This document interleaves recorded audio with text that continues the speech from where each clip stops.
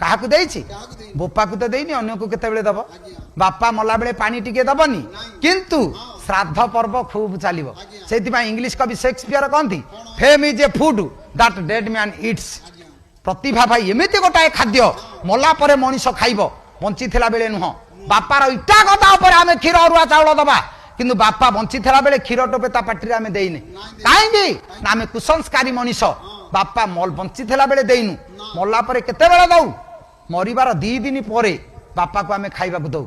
ବାପାର ଅସ୍ଥି ଶୀତଳ କରିବା, ବାପାକୁ ଶବ ସଂସ୍କାର କରିଦେଇ ଘରକୁ ଆସିବା, ତା ପରଦିନଠୁ ଖାଇବା ଆରମ୍ଭ କରିବା।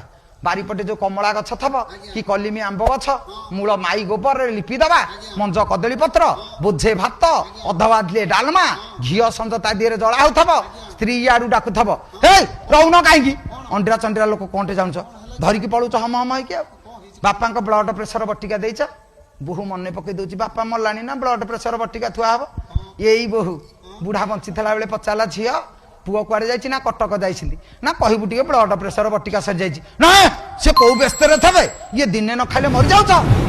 ବଞ୍ଚିଥିଲା ବେଳେ ଧମକେଇଲା ବ୍ଲଡ ପ୍ରେସର ବଟିକା ଆଣିଦେଲାନି, ମଲା ପରେ କହୁଛି ବ୍ଲଡ ପ୍ରେସର ବଟିକା।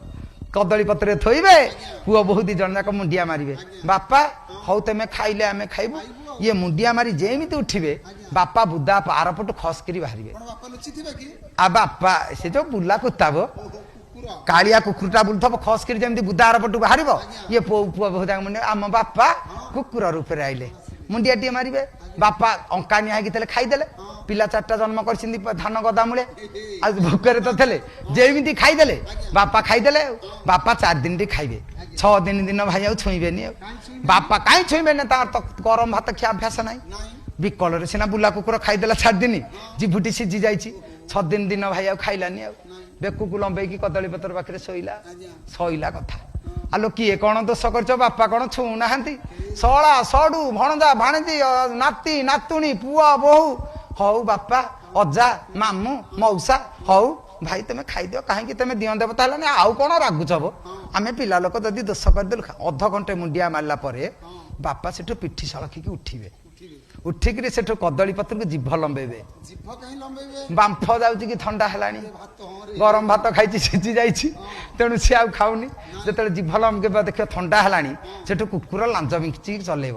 ସିଏ ଖାଇଲା ପରେ ଇଏ ହସା ହସିବ, ଦେଖିଲ ଆମେ ଯୋଉ ଦୋଷ କରିଥିଲେ ମୁଣ୍ଡିଆ ମାରିବାରେ ବାପା ବୁଝିକିରି ଖାଇଲେ। ନିର୍ବୋଧ ମଣିଷ। ଅରେ କୁକୁରଟାକୁ ଯେତିକି ମୁଣ୍ଡିଆ ମାରିଲୁ, ବୋପାକୁ ହେଲେ ଜୀବନ ଥିଲା ବେଳେ ଗୋଟେ ମୁଣ୍ଡିଆ ମାରିଥାନ୍ତୁ।